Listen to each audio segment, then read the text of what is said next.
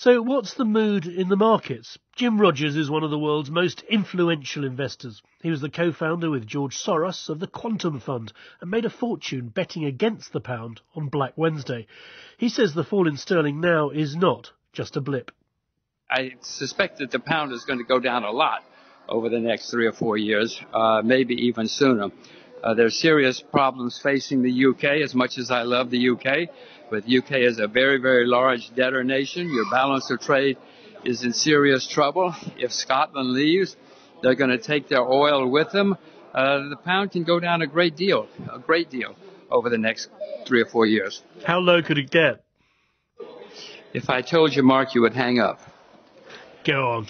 I mean, if Scotland leaves, it will certainly go under $1. And a lot of people here think Scotland, may not even vote again for a while. If that doesn't happen, what about the general situation after the referendum?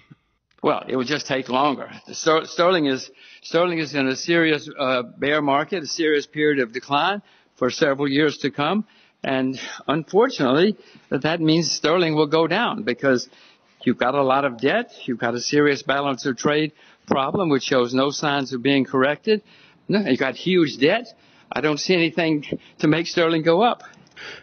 Would that be the new normal, that the actual value of the pound, which some people might say is an advantage? Well, that's a different question. You weren't asking me that. Yes, there are certainly reasons some people will benefit if sterling goes down. If sterling goes to $1 or under, it will certainly help some people. Tourism will boom. Some people will do very, very well in an environment like that. And would that be the natural value of the pound, do you think, under $1? Well, given the fact that the debt is so very, very high, the balance of trade is so bad, the City of London is now going to be under serious pressure because Europe is now going to do everything it can to take the city's business. So, yes, a lower price is certainly, or $1 is certainly will be the new normal. But Mark, that's not going to happen this year. That's 3 or 4 years down the road. And how much is the referendum, the plan to leave the European Union, part of that? Because you're mentioning a lot of other factors as well. Well, yes. The City of London, for instance, I mentioned the City of London. Well, the City of London will lose business because everybody in Europe wants to take the business away now, and they will. If Scotland leaves, which they might, that will be part of the referendum. That will be bad. They're not going to leave their oil, Mark. They're going to take their oil with them. And what does the UK have left for their balance of trade at that point? How do you think the Governor of the Bank of England, Mark Carney, and the Prime Minister, Theresa May, have handled this situation so far? Well, there's not much how they've handled it. They haven't done anything. There's not much they can. It's only 3 months that we're talking about. They have been going forward with Brexit as they have to, as they should. I mean, they haven't done much. The markets are unfolding because the markets see what's coming. I'm not quite sure what Theresa May can do about the fact that, she has to leave the EU, and that's going to cause problems. I'm not sure what she can do about Scotland. That's up to the Scots. Maybe she can try to keep the Scots in hand. So far, they haven't really done much except go with the flow, and there's not much else they could have done. Don't misunderstand. There's not much else they could have done. There's quite a lot of commentary here, people saying that those who are warning of a bleak economic future are bad losers in the referendum, just trying to scare people out of doing what has to be done. What do you make of that?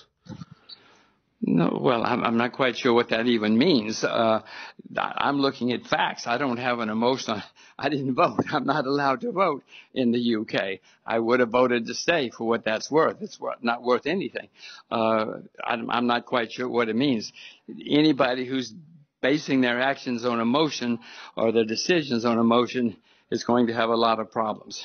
You have to deal with facts as they are, whether we like the facts or not. Markets don't care about emotions. Markets care about facts. So would you invest in Britain right now? No, I don't have any investments on the long side or the short side. I'm just watching.